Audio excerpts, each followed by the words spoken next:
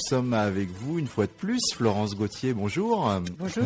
Alors, merci d'être là pour cette série d'émissions. Je rappelle que vous êtes professeur d'histoire moderne à l'université Paris 7. Vous êtes bien sûr spécialiste donc de la Révolution française, auteur de nombreux ouvrages sur le sujet et notamment co-animatrice du site révolutionfrançaise.net. Alors ce site Révolution française, si on le consulte, on trouve différents articles sur la Révolution. On trouve des critiques, des analyses critiques d'ouvrages qui sortent sur la Révolution. Mais quelle est finalement la finalité de ce site ? Eh bien, c'est parce que nous sommes dans une période où les interprétations de l'histoire en général, mais de l'histoire de la Révolution française en particulier, sont devenues tellement obscurcissantes, je crois que c'est le bon mot, tellement étranges, qu'on ne comprend plus rien du tout. Comparer l'histoire de la Révolution française comme on le fait depuis François Furet, hein, voilà. La comparer avec le stalinisme, puisque c'est de cela dont il s'agit, hein, puisqu'il a imposé cette idée-là, il venait du Parti communiste, et puis il a viré sa cutie, et il est passé dans un autre monde politique, celui de la défense d'un libéralisme acharné. Bien, et il a voulu donner une histoire de la Révolution française d'un point de vue libéral. Qu'est-ce que ça veut dire? On ne sait pas trop, parce que d'abord, le mot libéral n'existait pas à l'époque. Déjà, c'est gênant, mais enfin, bref. Non, mais bon, voilà. Et puis, il a inventé cette chose extraordinaire, extravagante. Il a affirmé ça en 1979 dans son livre « Penser la Révolution ». Au moins, il avait clairement exprimé ses ambitions. Hein, oui. Penser, comme s'il était le premier à le faire. Mais bon, bref. Il m'a toujours beaucoup amusé pour cela. Alors c'est vrai, je trouve que c'est un petit peu prétentieux. Mais enfin bon, bref, laissons-le à ses ambitions. Et il a affirmé donc, une chose extraordinaire qui est la Révolution française est la matrice des totalitarismes au pluriel du XXe siècle. Eh bien dites donc, avec ça, alors, on est lourdement chargé. Ça va chercher loin. Voilà, ça va chercher loin. Et alors après, il y a une dichotomie, si vous voulez, il y a une opposition incroyable en ce moment, depuis cette époque. Ça fait plus de 40 ans. Hein, il y a une contradiction extraordinaire entre la recherche sur la Révolution française et les interprétations données par la vulgarisation. Vous avez là une distance qui est effrayante, quoi. Un abîme qui fait que la vulgarisation ne prend même plus en compte la recherche en état de se faire. Alors le site révolutionfrançaise.net, puisque vous me posez la question, on a essayé de faire cela. Et on a essayé de faire un site internet donc accessible au plus grand nombre, hein, et à l'échelle mondiale en plus, et qui permet de quoi faire? De faire connaître la recherche, puisque nous sommes des historiens, chercheurs sur cette question de l'histoire de la Révolution française, et nous essayons de faire une vulgarisation de qualité, de façon à ce que les interprétations fantaisistes et comment dire, assassines de l'événement historique, puissent enfin se faire connaître. Bon, alors, le travail est difficile, hein, on en est bien conscient. On a beaucoup de freins et d'obstacles, hein, bien sûr. C'est pas nous qui passons à France Culture, hein, par exemple. Ah bon, non. C'est dommage. Le jour où ça arrivera, il se sera passé beaucoup de choses en France pour qu'on en arrive là. Mais enfin, bref. Passer sur Aligre FM seulement. Voilà. C'est très bien. Et je suis très contente de passer sur Aligre FM. Hein, voilà. Donc, on sait bien que l'histoire, c'est difficilement objectif, mais vous dénoncez un peu une certaine instrumentalisation de la vulgarisation, pas de la recherche, mais de la vulgarisation qui se déconnecte de la recherche et qui finalement est utilisée pour servir des idées. Des projets politiques, projets c'est très clair. Quand François Furet affirme qu'il va faire une histoire libérale de la Révolution française, eh bien, je veux dire, c'est quand même une étrange perspective. Il ne faut pas faire une histoire de la Révolution française, il faut donner la version libérale. Ah bon? Alors qu'est-ce que c'est? Eh bien, ce sera le Parti libéral.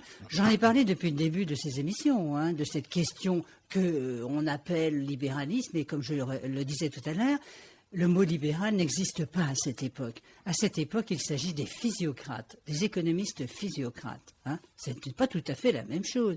Et j'ai parlé depuis le début de la Révolution de cette politique extraordinaire menée par les économistes physiocrates, puis turgotins, puis de l'Assemblée constituante, puis de l'Assemblée législative, puis nous allons les retrouver aujourd'hui avec la Gironde, qui veulent tous, depuis le début, exactement la même chose, qui ressemble effectivement à la politique néolibérale actuelle, c'est-à-dire tout le pouvoir aux propriétaires des capitaux, des investisseurs, tout le pouvoir à ces gens-là, et aucun pouvoir au peuple. Donc il y a quelque chose qui peut être comparé, qui est comparable. D'ailleurs, l'économiste américain des États-Unis, Hayek, a toujours admiré profondément les physiocrates. Donc il y a effectivement des liens. Simplement, les physiocrates, et je l'avais déjà rappelé dans les dernières émissions, les physiocrates disaient clairement quel était leur objectif. Et c'était d'établir une aristocratie de la richesse, fondée sur le système qu'on connaît, capitalisme impérialiste. Et bon, ça ressemble à nos sociétés, de façon pas directe, évidemment, c'est jamais comme ça que ça se passe, mais il y a des points tout à fait communs, ça c'est certain. Mais enfin, de là à faire de l'histoire la servante du présent, j'avoue que c'est quand même une perspective qui est affligeante. Voilà, alors on va continuer aujourd'hui ce travail. Alors de décryptage, les derniers épisodes, on rappelle, on avait fait donc une première émission sur les États généraux, donc le rôle du peuple donc dans le premier acte de la Révolution, la transformation des États généraux en Assemblée nationale constituante. Et puis l'intervention donc du mouvement populaire, du mouvement paysan, voilà, ça c'était notre première émission. La dernière fois, on avait parlé de la fondation de la République démocratique et sociale, avec la révolution du 10 août 1792. Oui, tout à fait. Enfin, on espérait qu'après le 10 août 1792, la République démocratique et sociale allait pouvoir se construire. Elle était déjà en construction, je l'avais rappelé, c'est-à-dire que le mouvement populaire, à cette époque-là, qui organisait quand même la plus grande partie de l'économie de l'époque, c'est-à-dire l'économie agricole, dans les communautés villageoises, car ne l'oublions pas, la Révolution française est une révolution paysanne, essentiellement, puisque ça représente plus de 85% de la population, on peut le comprendre, mais en mouvement en plus. Bien. Et cette puissance des capacités d'organisation du mouvement populaire à partir des communes et des communautés villageoises, c'est-à-dire des communes villageoises, et également dans les villes, puisque la chose s'est repropagée à partir de 1789, et qui a donné une vie très particulière à la Révolution. C'est-à-dire que le mouvement populaire est véritablement dans les sections de communes dans les villes, et dans les communes dans les campagnes. C'est la commune qui est devenue l'institution révolutionnaire par excellence, à partir de laquelle, qu'est-ce qui se passe dans ces communes? Je le rappelle rapidement, assemblée générale, quasiment permanente si c'est nécessaire, et avec droit de réunion par les citoyens localement. Ça, c'est très important. Voilà. Alors, on en avait déjà parlé de cela. Voilà. On continue avec la révolution du 10 août, l'après-révolution du 10 août 1792. J'en reste toujours à mon thème principal, qui est la place et le rôle du mouvement populaire dans cette période. Je ne peux pas parler de tout, c'est pas possible, ça on le sait. Alors, de quoi parle-t-on aujourd'hui? Alors voilà, on va parler, de malheureusement la Convention, une fois élue au mois de septembre 1792, dans le cadre d'un nouveau suffrage, puisque la Constitution précédente de 1791 et la monarchie ont été renversées. Cette nouvelle convention va-t-elle enfin commencer à construire la République démocratique et sociale? Eh bien non, pas dans un premier temps, puisque dans un premier temps, c'est le parti girondin, ce qu'on appelle la Gironde, donc le parti des Girondins qui va obtenir la majorité. Alors j'avais déjà expliqué la fois précédente qu'à cette époque-là, les partis politiques n'étaient pas puissants comme ils le sont dans nos systèmes actuels, c'est-à-dire qu'ils n'ont pas de sièges, un nombre de sièges majoritaires. C'est pas comme cela que ça fonctionne, hein. Ils fonctionnent par le débat dans l'Assemblée des députés, et s'ils obtiennent une majorité, bon, bah voilà, c'est comme ça qu'on arrive à établir une politique. Alors au début, il y a véritablement une certaine crainte du mouvement de la révolution du 10 août 1792, c'est sûr, en France, et il y a un clivage très fort. Et ce clivage va s'exprimer dans l'opposition Gironde-Montagne. Alors que va faire la Gironde? Eh bien, elle va essayer d'empêcher, d'abord de mener des campagnes contre, avec subtilité au début, parce qu'on ne peut pas le faire de façon sauvage à ce moment-là, mais de plus en plus radicalisée, contre le mouvement populaire et la révolution du 10 août 1792. Alors, campagne de calomnie contre les députés de Paris, qui sont essentiellement, qui représentent essentiellement la montagne, c'est-à-dire le côté gauche. Hein, j'avais expliqué ce que c'était que la montagne la dernière fois. Voilà. Et la Gironde va véritablement mener une politique qui est, c'est toujours la même depuis 1789, celle on en a déjà parlé sous l'Assemblée constituante, sous l'Assemblée législative, et qui va essayer de répéter la question centrale de la politique illimitée du commerce des grains d'une part, refuser ensuite de répondre favorablement au mouvement paysan, hein, c'est-à-dire empêcher que la réforme agraire se fasse. Donc c'est toujours la répression. La différence qui s'est faite depuis 1789, c'est que le mouvement populaire, comme je l'ai indiqué précédemment, n'a cessé de se renforcer. C'est-à-dire que nous sommes en septembre 1792 dans un moment où le programme populaire n'attend plus l'autorisation, si je puis dire, n'attend plus des lois pour avancer, pour faire, pour construire. C'est-à-dire, mais il a besoin de lois. On ne peut pas organiser une société politique sans loi. Ça n'est pas possible, parce qu'il faut l'ordre de la loi. C'est tout à fait important. Donc, ils réclament une législation qui leur soit favorable. Mais en même temps, ils ne peuvent pas l'obtenir. Alors, que fait la Gironde? Dans un premier temps, je vais exposer rapidement deux choses. La première, c'est le débat sur la question une fois de plus, de l'économie, du commerce illimité, la liberté illimitée du commerce des grains qui en fait exprime la liberté de spéculation sur le prix des denrées de première nécessité. Les denrées de première nécessité, ce sont non seulement les subsistances à l'époque, ça dépend des sociétés, hein, les denrées de première nécessité, elles varient avec les besoins des sociétés. À cette époque-là, c'est premièrement les subsistances et deux, les matières premières nécessaires pour les artisans. C'est quand même deux choses fondamentales, évidemment, dans l'économie. Et là, il y a une spéculation qui fait que les revenus les plus bas ne sont plus en état de pouvoir acheter les subsistances parce qu'ils n'ont même pas les moyens de le faire. Alors, il y a donc des mouvements populaires qui se construisent une nouvelle économie, c'est-à-dire une économie qui s'oppose complètement à ce projet de liberté illimitée. En quoi faisant? Eh bien, en essayant à nouveau de contrôler le commerce des subsistances et des matières premières.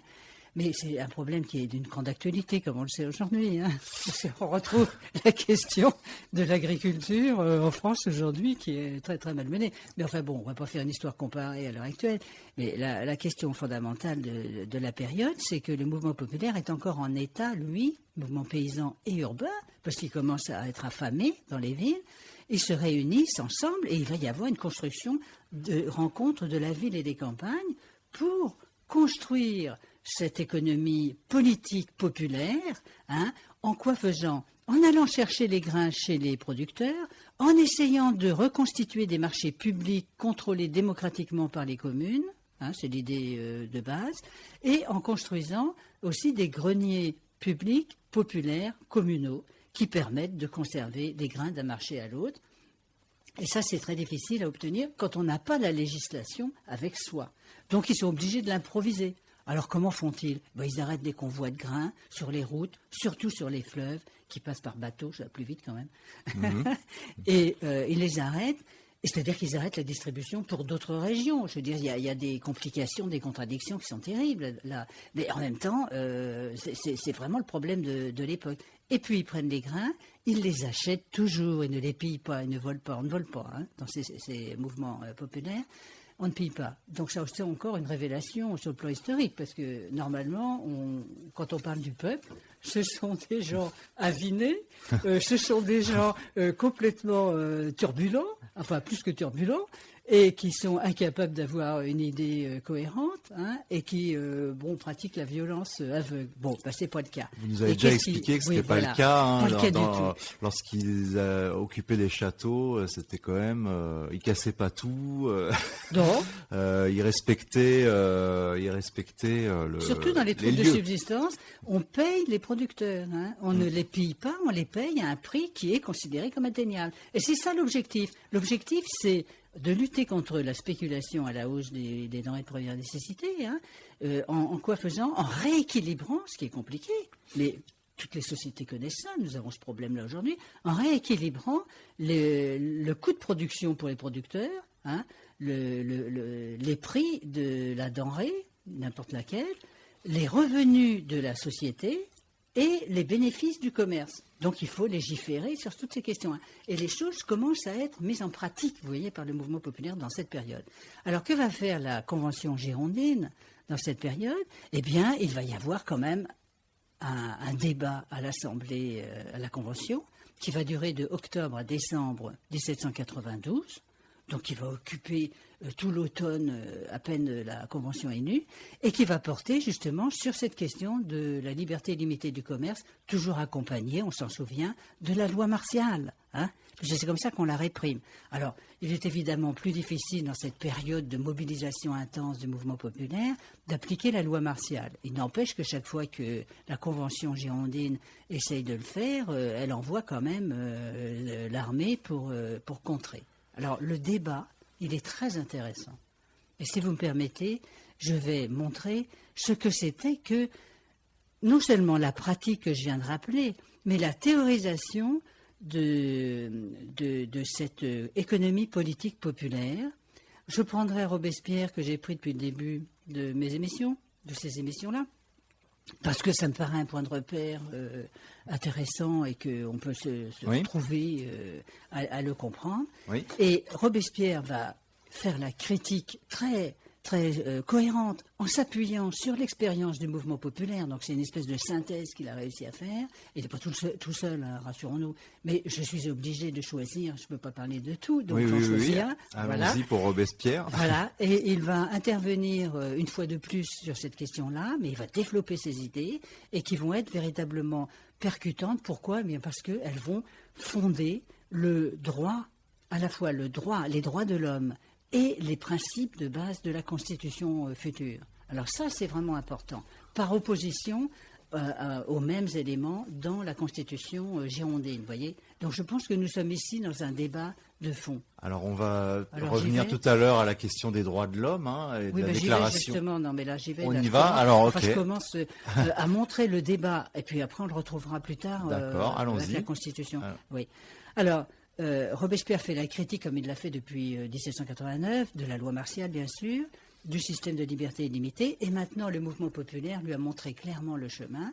Le mouvement populaire réclame le droit à l'existence, le droit aux subsistances, et il le présente, Robespierre, le 2 décembre 1792, dans ce grand débat à la Convention, comme le premier des droits de l'homme. Alors, si vous me permettez, je vais lire ce qu'il a dit, parce qu'il le résume d'une façon tout à fait clair.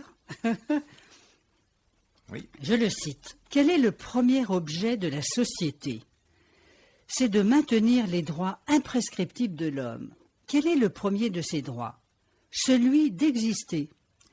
La première loi sociale, vous voyez après le droit, les droits imprescriptibles, je reviendrai dessus pour le repréciser, vient la loi, l'application du principe dans la Déclaration des droits de l'homme et des citoyens. la loi doit être conforme aux principes. Et donc la première loi sociale, vous voyez le vocabulaire est intéressant, la première loi sociale est donc celle qui garantit à tous les membres de la société les moyens d'exister. Toutes les autres lois sont subordonnées à celle-là. Voilà, donc ça c'est le point principal. Le premier des droits de l'homme, c'est le droit à l'existence et aux subsistances. C'est la question fondamentale de cette société-là, à cette époque. Hein. C'est peut-être plus notre problème à nous aujourd'hui, c'est pas dans ces formules-là qu'il faut l'exprimer, mais c'est quelque chose que je souhaite que l'on comprenne comme fondamental. Ensuite, il dit quelque chose de fondamentalement intéressant, vous allez voir. Les aliments nécessaires à l'homme sont aussi sacrés que la vie elle-même. Ce qui est sacré, c'est la vie. C'est pas le droit de propriété privée. Non, c'est la vie elle-même. Tout ce qui est indispensable pour la conserver est une propriété commune à la société entière. Une propriété commune. Ça veut dire quoi? Ça veut dire qu'il y a un aspect dans les denrées de première nécessité, d'appropriation qui est double, à la fois qui peut être individualisé, parce que X va acheter des grains, mais les marchands de grains n'ont pas le droit de concevoir la chose comme leur propriété privée, exclusive, sur laquelle ils peuvent exercer n'importe quel droit, y compris celui de la spéculation à la hausse des prix, en les rendant inatteignables aux faibles revenus. Hein, je crois que c'est assez clair. Un peu la notion de bien commun. Exactement, c'est pas un peu, c'est clairement propriété commune. Hein. Je veux dire, donc il y a un aspect dans ces denrées de première nécessité de propriété commune, c'est-à-dire qui doivent être protégées par la législation.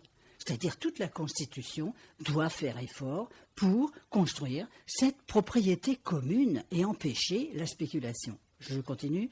Toute spéculation que je fais aux dépens de la vie de mon semblable n'est point un trafic, c'est un brigandage et un fratricide. Hein. Donc c'est criminel, c'est un acte criminel que de spéculer contre le droit à l'existence. Vous voyez que très rapidement, de façon courte, Robespierre a dit des choses fondamentales qui sont portées par le mouvement populaire. C'est pas qu'il soit génial, Robespierre, si, il l'est certainement, pour le formuler de cette manière-là. Mais ce n'est pas ce qui est le plus important. Ce qui est intéressant, c'est qu'il est véritablement en adéquation avec le mouvement populaire, qui dit les mêmes choses. Et on trouve des choses, je n'ai pas le temps de le montrer là, mais on trouve des références dans le mouvement populaire qui vont toutes dans cette direction-là. Alors, voilà comment la chose a été posée par le mouvement populaire depuis 1791-92, et nous sommes là en automne 92, et voilà comment le mouvement populaire avance dans cette période où la Convention girondine s'oppose à lui. Hein. Et malheureusement, elle va gagner, la Convention girondine, au niveau de ce débat à la Convention, c'est-à-dire que le problème ne va pas être résolu encore,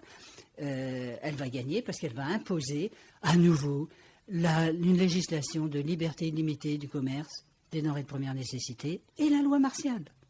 Donc suite à si je résume, à la révolution donc d'août 1792, la convention qui se met en place est de majorité girondine, donc qui freine ou qui s'oppose progressivement aux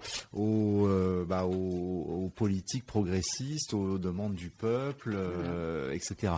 Et donc vous m'avez toutefois expliqué hors antenne, hein, mais je le dis quand même parce que les auditeurs peuvent se poser la question, qu'on ne pouvait pas non plus dire que la Gironde c'était la droite et la montagne c'était la gauche, que je veux dire, comparer côté gauche, côté droit. Enfin, à l'époque, on dit côté gauche et côté droit d'un ensemble qui est là. C'est l'Assemblée des députés, ouais, c'est physiquement la société tout entière, c'est le monde entier aussi tout entier. Hein, attention, parce que dans la conception de la politique de l'époque, on a une conception cosmopolitique des droits de l'homme et du pacifisme. Pour le côté de la montagne, pour le côté gauche. Alors, je veux dire, simplifier aujourd'hui à nous dire gauche-droite, On est un petit peu troublé parce qu'aujourd'hui c'est un peu compliqué. Hein. Enfin, je veux pas trop insister, mais alors oui, sous le gouvernement actuel, on sait plus trop ce qu'est la gauche et ce qu'est la droite. Voilà. Mais donc à l'époque, on savait. Il y a quand même.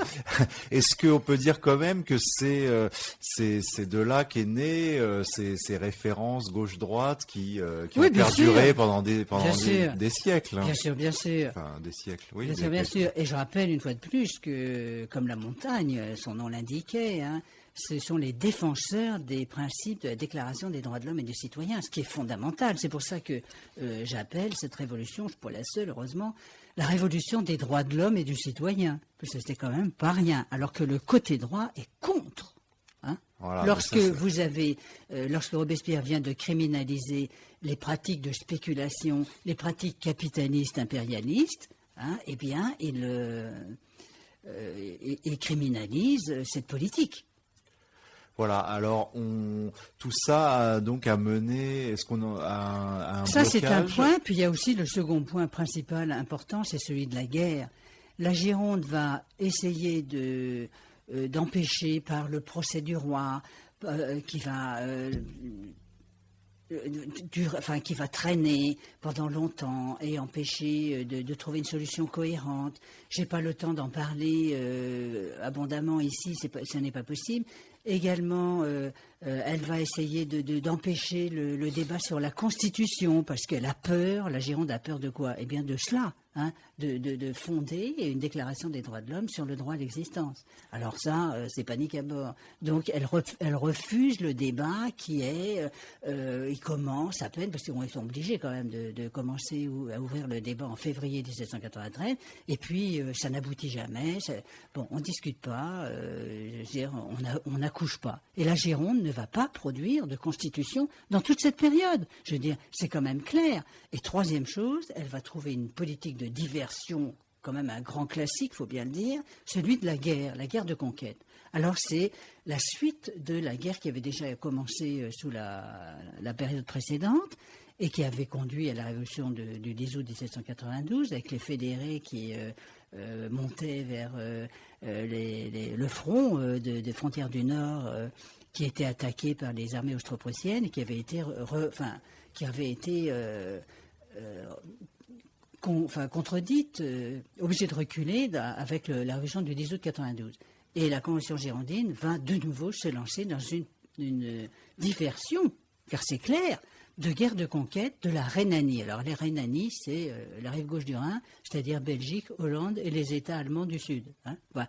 Alors le projet, c'est de laisser les généraux qui sont d'accord avec cette politique commencer à conquérir ces parties, ces régions. Et il y a de fringants généraux qui sont tout contents d'aller faire la chose parce qu'ils pensent qu'ils vont pouvoir en tirer bénéfices, richesses, etc. Bien. Alors la guerre de conquête, elle va commencer de cette façon-là en automne 92 et elle va arriver finalement à quoi faire? À dresser les peuples de cette partie de l'Europe contre les armées conquérantes, qui leur disent quoi? Ils leur disent, vous êtes des arriérés, vous avez encore des rois et des empereurs, et il faut que vous vous libériez, accélérez donc votre révolution. Et puis finalement, pas du tout. Les peuples ne vont pas accepter les conquérants. Hein. Ça va être une croisade de la liberté complètement mensongère, étant donné qu'il s'agit d'une pure conquête pour ensuite imposer la Constitution française qui n'est pas encore faite à ces peuples. Vous voyez la situation.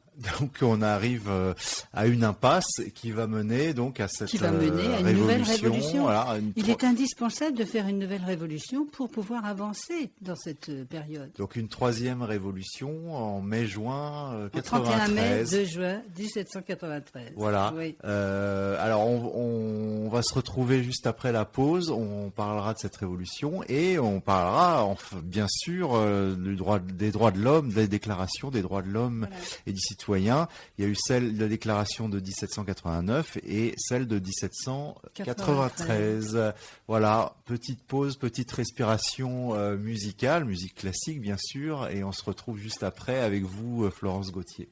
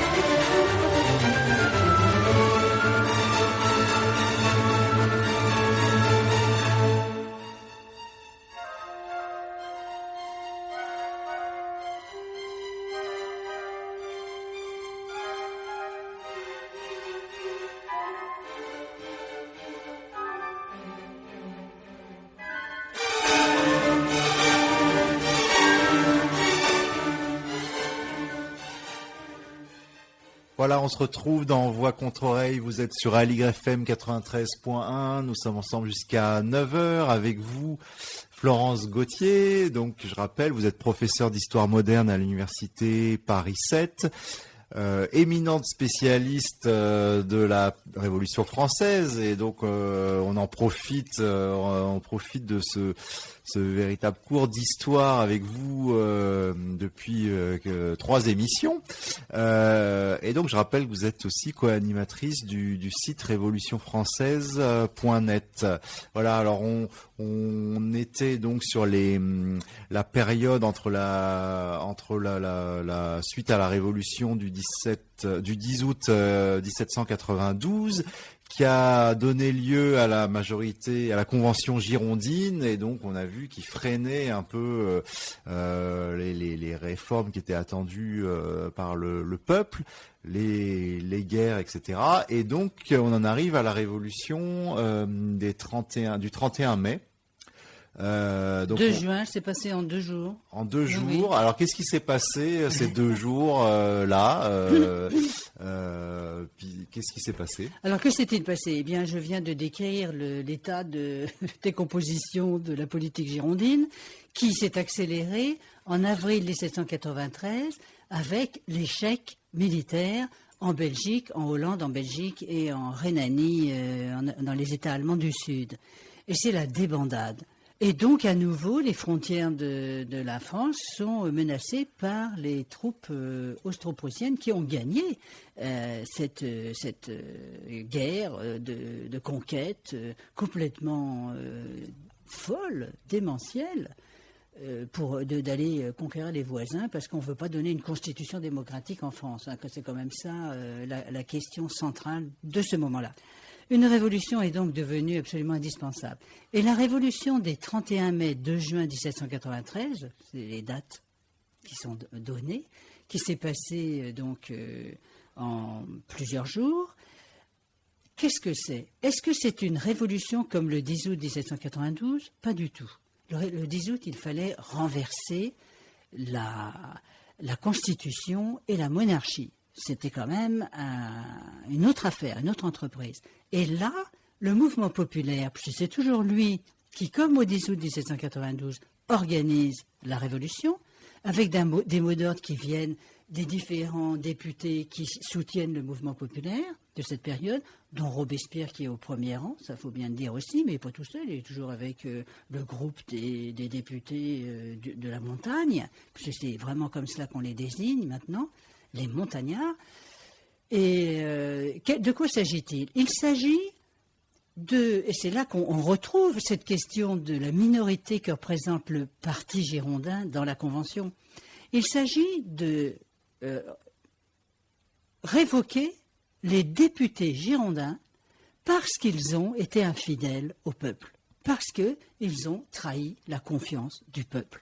Et ça, on s'en souvient, c'est l'institution du commis de confiance, hein, du mandataire révocable, qui fonctionne dans la mentalité populaire depuis le Moyen-Âge. Hein. J'en ai parlé. Donc ils n'ont pas rempli leur mandat? Pas du tout. Au contraire, le mandat, c'était le 10 août 1792. Or, qu'ont-ils fait? Ils ont fait une politique qui est absolument opposée à tout le mouvement populaire. Par conséquent, cette révolution est indispensable et elle prend la forme, non pas d'une insurrection pour renverser la Convention va rester en place, mais pour révoquer les mandataires infidèles. Alors voilà la mise en pratique de façon fondamentalement importante, puisque ça concerne la Convention girondine, la mise en pratique de cette institution du mandataire révocable. Donc elle a bien eu lieu. Cette institution était bien vivante, la preuve, puisqu'elle est mise en application. Alors, je l'explique parce que ce n'est pas toujours aussi clair chez les historiens. Alors, comment les choses se sont produites? En 2 jours. C'est-à-dire qu'une fois de plus, les partis politiques sont restés à l'écart de l'organisation de ces journées, puisqu'on les appelait comme cela à l'époque. Et c'est la Commune de Paris qui, toujours avec l'aide des volontaires qui sont à nouveau appelés pour aider l'armée à défendre les frontières qui commencent à être attaquées par l'échec militaire girondin, Et ces fédérés, de nouveau, ces volontaires, arrivent à Paris. Donc les sections de Paris vont faire ces journées avec ces fédérés, ces soldats fédérés qui représentent les départements, et qui sont là, une fois de plus, mis au courant de ce qu'il se passe, de la situation au plus près possible. Alors les choses se présentent de la manière suivante. Le 31 mai, cette grosse manifestation parisienne se présente devant la Convention, rentre dans la Convention. Les sections de Paris sont armées et elles réclament la révocabilité de 22 députés girondins. 22 députés girondins. Voilà. Et quelques ministres girondins. C'est tout. Voilà.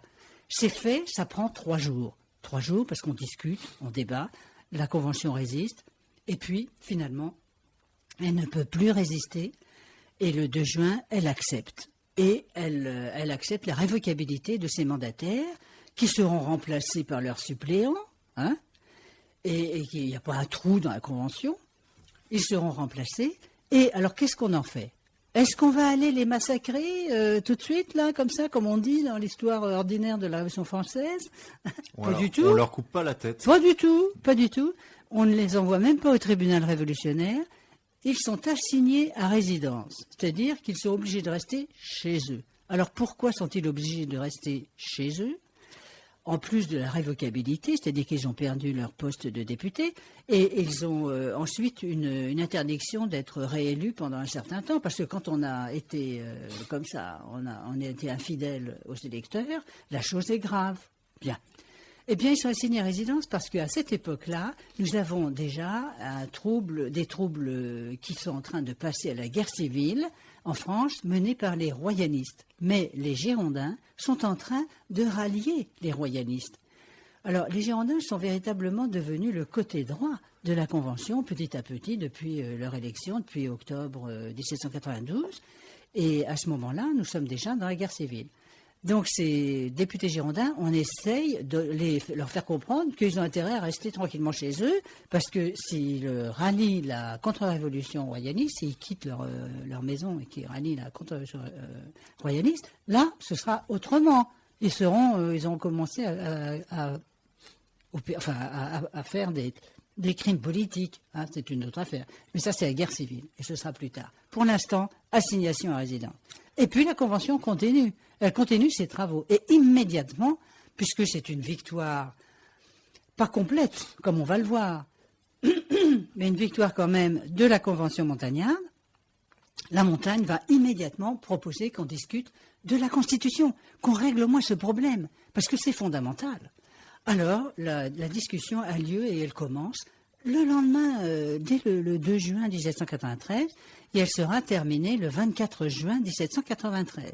Alors, il y a déjà des matériaux, les choses sont préparées, et le grand débat se réalise. Je voudrais parler de 2 points qui m'apparaissent très intéressants sur qu'est-ce que c'est que la Déclaration des droits de l'homme et du citoyen à cette époque-là, et la Constitution. Et je vais faire une comparaison entre les principes fondamentaux, certains principes fondamentaux de la Déclaration de 1789 et celle de 1793. La Déclaration de 1789 déclare, je vais revenir sur justement qu'est-ce que c'est qu'un droit imprescriptible. Qu'est-ce que ça veut dire? On ne comprend pas très bien ce que c'est, alors essayons de le clarifier. Dans la Déclaration de 1789, dans l'article 2, les droits naturels, puisque c'est la façon dont on appelle, dont on qualifie les droits, certains droits de l'homme et du citoyen, qui sont des droits imprescriptibles, et je vais expliquer un petit peu plus ce que c'est. Ces droits naturels sont quoi? La liberté, je vous aide. Oui, aidez-moi. La liberté, la propriété, la sûreté, la résistance à l'oppression. Voilà, ça c'est en 1789, voilà. Article 2. Vous avez la propriété là-dedans. Or, la propriété est un concept ambigu. Pourquoi? Parce qu'il y a beaucoup de choses qui relèvent de la propriété. Il y a la propriété collective du territoire, il y a la propriété privée, il y a la propriété des biens communaux, etc. Vous voyez? Il y a la notion que Robespierre a introduite tout à l'heure, les denrées de première nécessité ont un caractère de propriété commune. Alors, qu'est-ce que ça veut dire que propriété de droit naturel? Par opposition à des biens qui sont comme la résistance à l'oppression, ou bien la sûreté, qui sont d'autres formes. Les droits de propriété, ce sont des biens matériels. Hein. Voilà. Alors, la distinction est très importante parce que dans le cours, la courte citation que j'ai donnée tout à l'heure de Robespierre, on voit que le droit à l'existence comme premier des droits de l'homme, qui va s'imposer à tous les autres droits de l'homme, c'est lui qui est devenu imprescriptible. C'est le droit à l'existence qui est imprescriptible. Et la liberté, ajoute Robespierre, hein, pour exprimer la volonté populaire.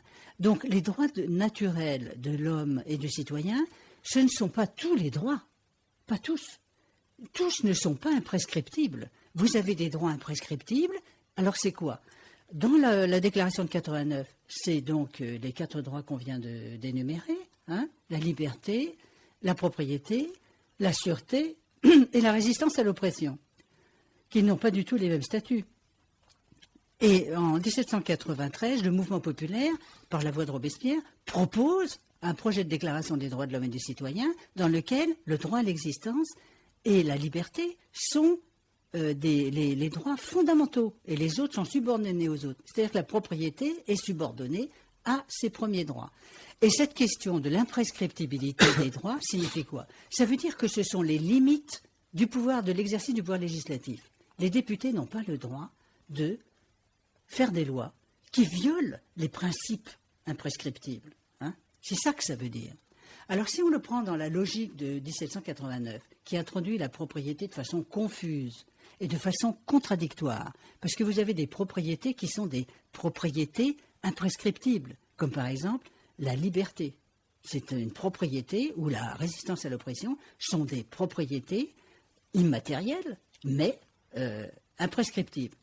Par contre, le droit de propriété est prescriptible. Pourquoi? Parce que tout simplement, les biens matériels relèvent des décisions, non point de la nature, ni de Dieu, hein, mais des décisions politiques. Ce qui est prescriptible relève des décisions politiques. Ce qui est imprescriptible, c'est ce que l'on dit être le sacré de la société, le droit à l'existence et la liberté. Vous voyez? Voilà.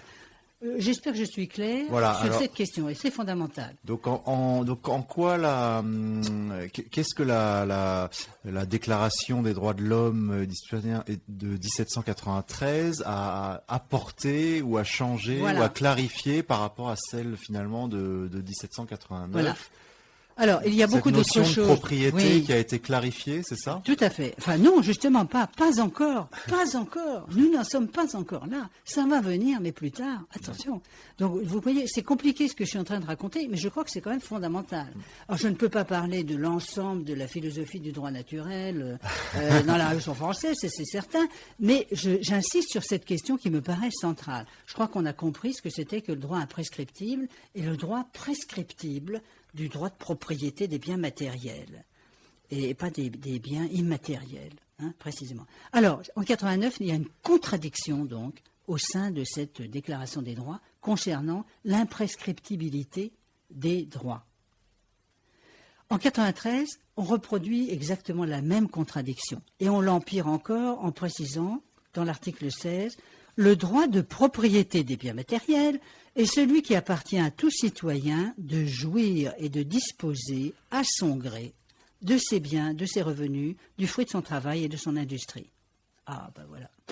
De nouveau, c'est réintroduire, en le soulignant, hein, l'imprescriptibilité du droit de propriété exclusif.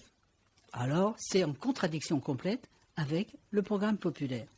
Et donc propriété des biens matériels et de son industrie, oui, donc voilà. Des moyens de production. Oui, non seulement cela, mais aussi du marchand de grains qui a accumulé des achats de grains et qui va spéculer dessus, vous voyez, ou des matières premières, du cuir, voilà, spéculer dessus et qui empêchera les cordonniers de pouvoir fabriquer des chaussures, etc., etc. Vous voyez, voilà. Donc, je crois qu'on est là au cœur de ce que c'est que le programme de la montagne et le programme de la Gironde. Alors ça, c'est un des premiers points qui est en suspens dans la Constitution de 93. Alors pourquoi la montagne n'a pas réussi à imposer cette notion de droit à l'existence et de liberté comme l'imprescriptibilité dans la Constitution de 1793? Ça, c'est le rapport des forces précisément, bien sûr. Elle n'a pas pu le faire.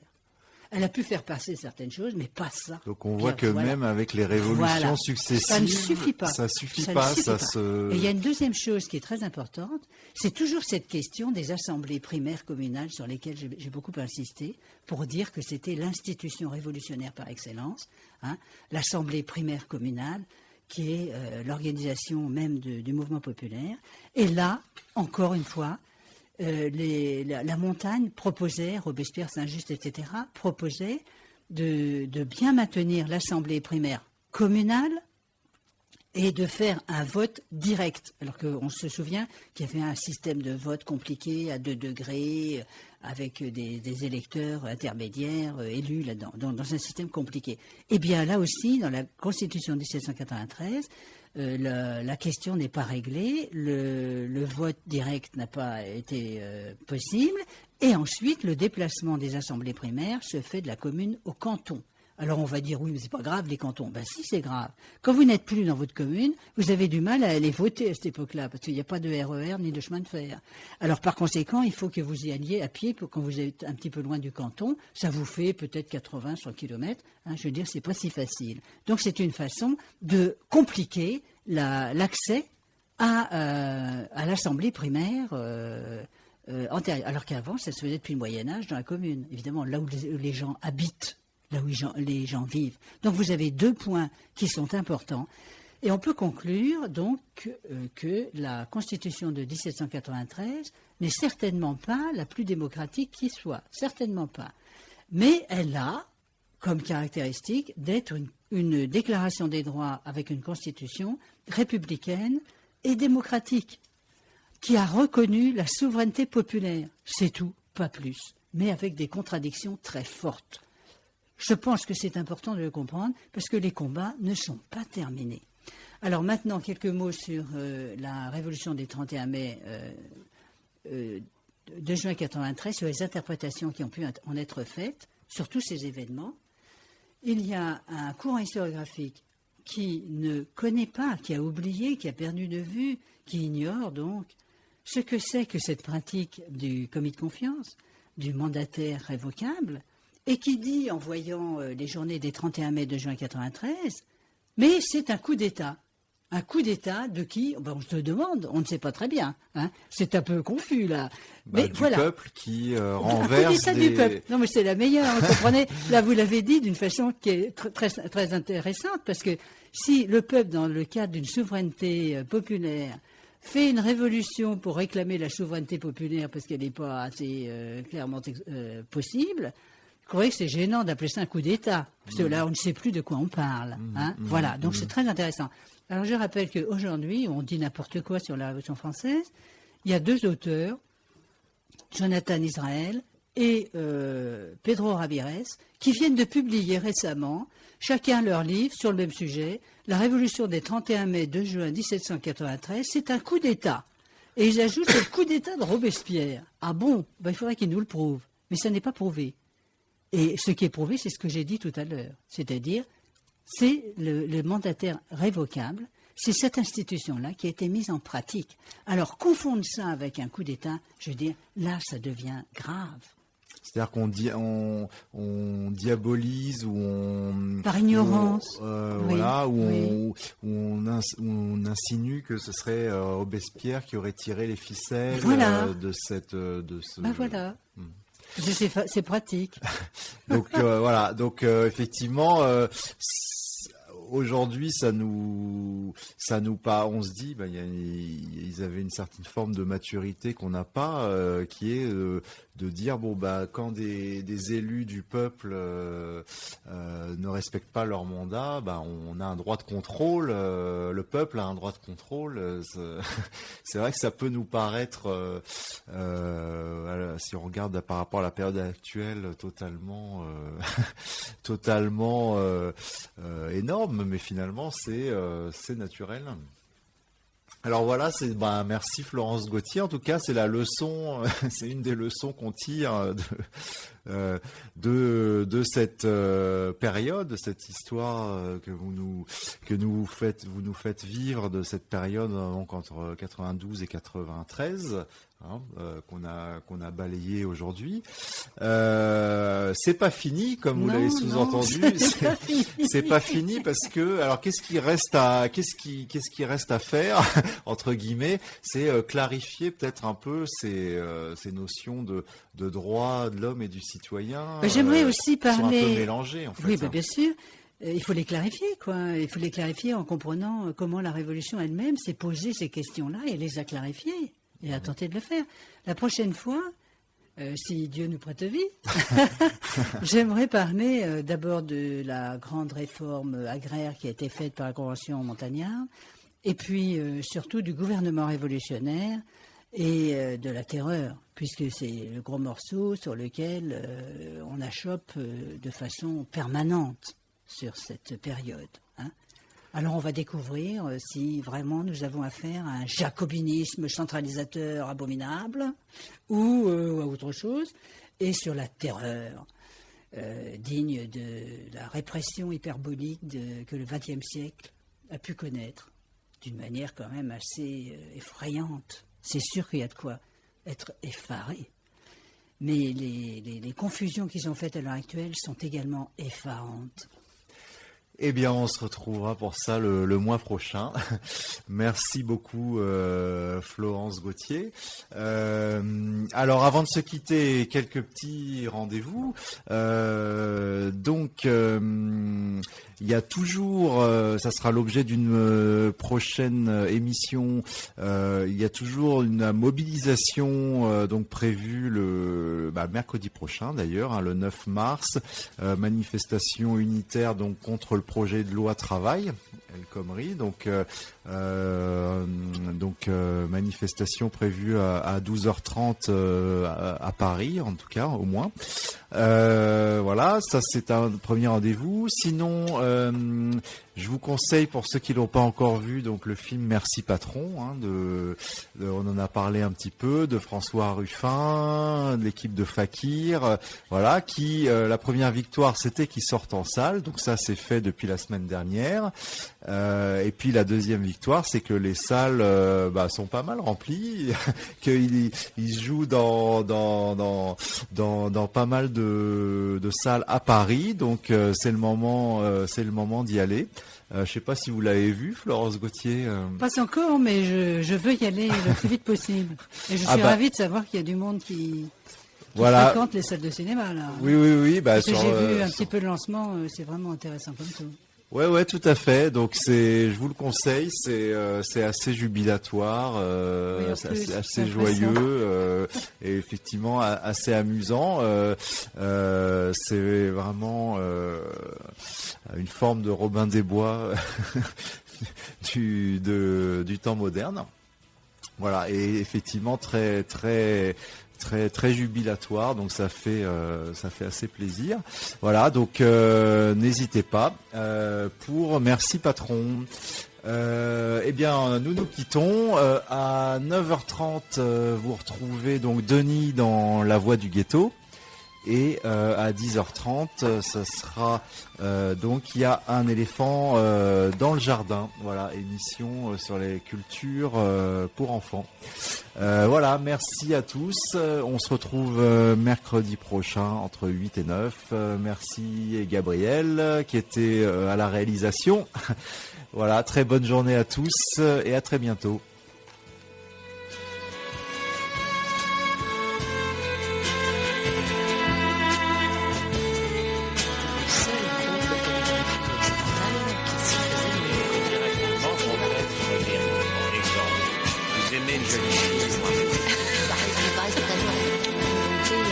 Objets de méditation extraordinaire qui s'appelle le Monche et Pierre de Rennes. La religion, c'est une science. Alors, explication. Qui ressemble à des formations, des paysages imaginaires. Vous pouvez aussi refouler ça, c'est un autre problème. Fatigué par le travail ou la cèse, il suffisait de poser des raccourcis. Voilà. La page,